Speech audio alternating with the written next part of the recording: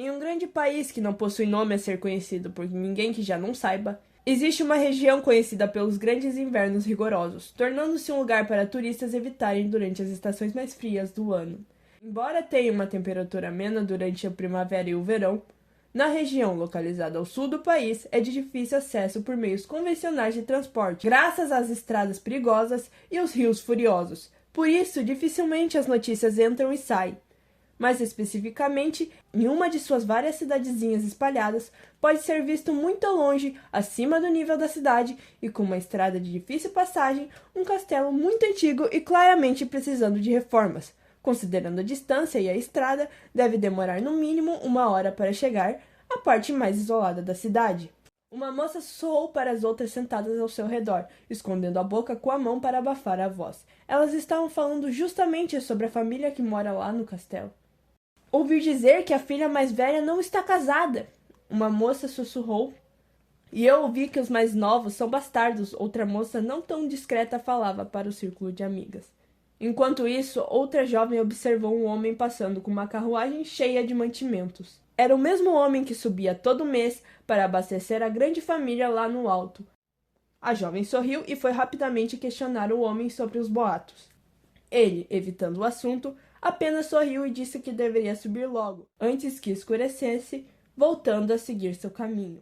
Já acostumado com o caminho, ele seguiu tranquilo. Antes da antiga dona do castelo falecer, ele trabalhou por alguns anos e conheceu a filha mais velha citada antes, chamada de Ronove pela avó, que leu o nome em um livro e se apegou. Como dito antes pelas jovens senhoras, ela não havia se casado e como poderia, isolada como estava. E os mais novos, ainda que bons garotos, eram alvos de muitos boatos, por serem muito diferentes de seus pais, pelo que foi observado nas poucas vezes que a família saiu. Ele entrou no terreno do castelo e quase imediatamente viu a dita Ronove com uma de suas irmãs mais novas e um garotinho que ele reconheceu como um dos garotos dos boatos. Ele não anunciou sua presença, mas ao invés disso ouviu a história que Ronove estava contando para seus irmãos. A mesma história sobre deuses famintos que a antiga dona, a avó de Ronove, contava para a mesma. A voz era suave como sempre. Ouviu quieta, talvez farta da história, talvez pensativa. Ele queria ficar, mas achou melhor chamar a atenção dos três e deixar os itens para ir embora. Após chamar a atenção de Ronove, ainda com a memória fresca dos dias em que ele brincava com ela enquanto sua avó Citri observava. Ela ofereceu um chá que ele pesarosamente teve que recusar, pois logo ficaria tarde. Ele depositou todos os itens da carruagem na despensa e foi embora. O homem voltou pelo mesmo caminho, já acostumado com as reviravoltas na estrada que teriam deixado qualquer outra pessoa enjoada. Sonhando acordado com sua lareira e um chá quente para afastar o frio, a neve começou a cair e isso fez com que os cavalos diminuíssem o passo.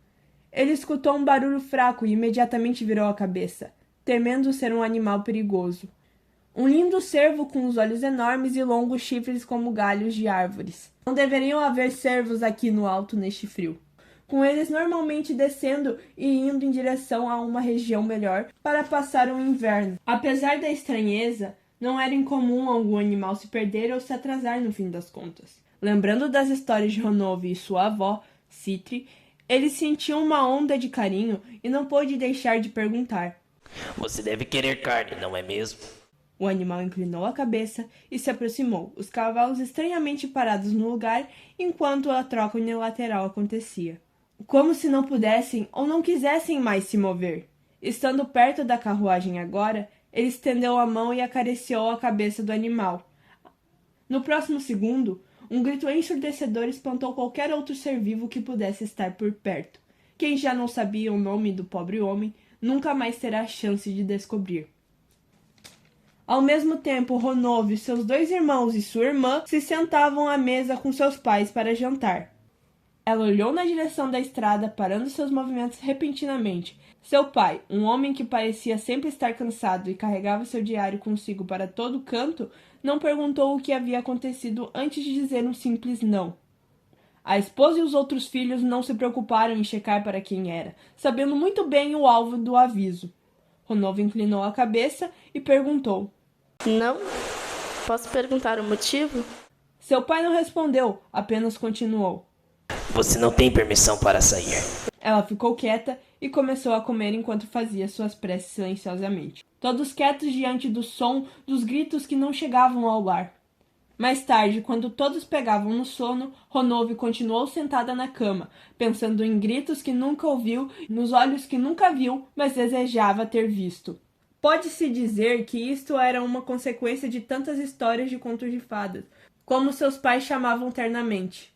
Paciente e delicada, levantou-se no escuro e colocou um casaco grosso para sair, pegando a lamparina e a acendendo com movimentos planejados, não sendo impedida pelo escuro.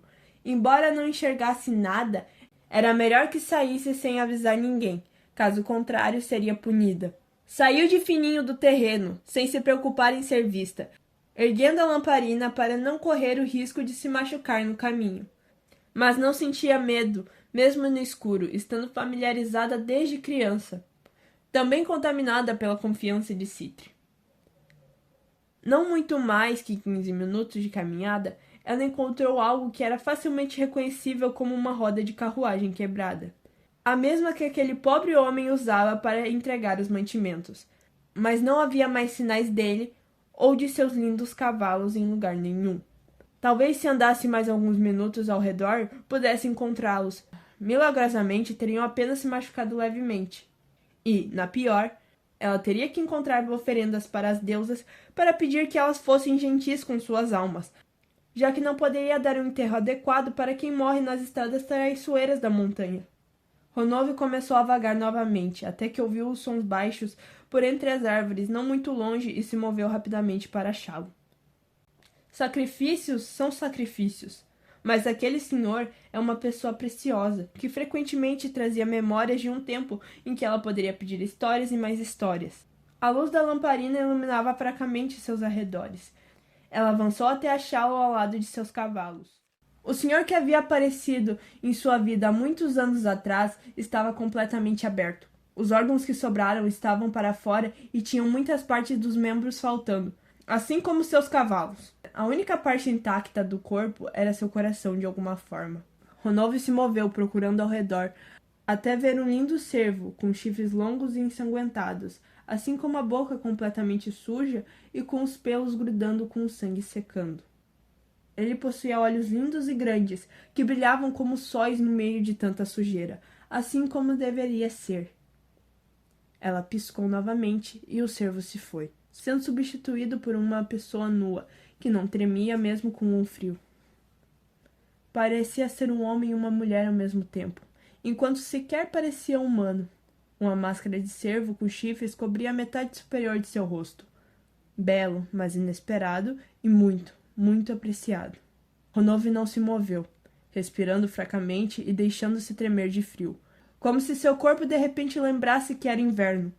A pessoa se moveu estranhamente, como se não estivesse acostumada com isso. Erguendo seus braços trêmulos para ela, foi somente com os dedos da estranha quase tocando seu rosto que ela saiu de sua própria névoa. Ronove disse, quase sussurrando. A coisa parou. Você ainda deve estar com fome, certo? Ela sentiu. Eu vou te alimentar e... Ah, minha nossa, você deve estar com frio, andando nua neste lugar. Espere um momento. Enquanto tirava o seu casaco do corpo, ela relembrou dos antigos dias. Ela com nem mesmo 8 anos, seus pais a jogando para sua avó desde o nascimento, e tentando suas próprias preces para dar à luz a um garoto. Citri, a querida pessoa que iluminou sua mente e sempre dizia as mesmas palavras. Tudo é delas, e tudo se deve a elas. Não as negue, mas sim as abrigue, pois sua bondade será apreciada. Você deve amá-las. Seu nome é delas, assim como o meu.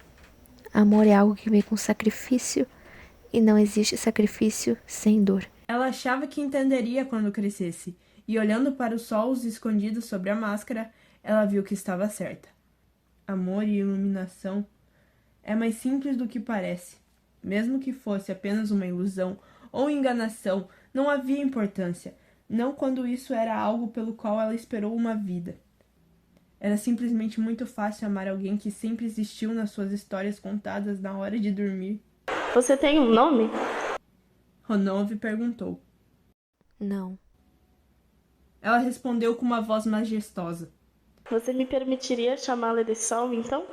Não foi necessário responder, seu sorriso já mostrava sua concordância. Ela levou o Sol pelo caminho menos destroçado, para que ela não machucasse seus pés descalços. Ela precisa de sacrifícios dados de boa vontade, então era isso que receberia. Foi para isso que Citri criou uma família tão isolada, para que não se contaminasse com o mal do mundo. Uma pena que quando Citri encontrou a sua iluminação, que seu pai renegou suas origens. As duas chegaram ao lar depois de um tempo glorioso na estrada, e Ronove pôde ouvir o estômago de Sol roncando. Pobrezinha, ela pensou, tão faminta. Decidida, a levou em passos rápidos até a mesa de jantar, colocando na cadeira que originalmente era de seu pai. Com Sol aqui, ele não precisava mais dela. Ela deixou Sol sentada com um casaco e seus sapatos confortáveis. Pegou uma faca afiada da cozinha e avisou que já voltaria. Ronove foi até o quarto de seus pais. Ronove ficou parada na frente da porta por alguns segundos. Ela não estava mais intimidada por sentimentos como culpa e medo, não depois de Sol. Da adoração vem o amor, e Ronove ama Sol, por todos os momentos em que orou e se sentiu escutada, por todos os medos e pesadelos afugentados e pela coragem que lhe foi dada. Muito mais do que qualquer um deles deu. Não importa a origem, se é amor, é fácil de descobrir. É quando você faz de tudo pela pessoa. É por isso que ela abre a porta e não hesita em esfaquear o pai até a morte.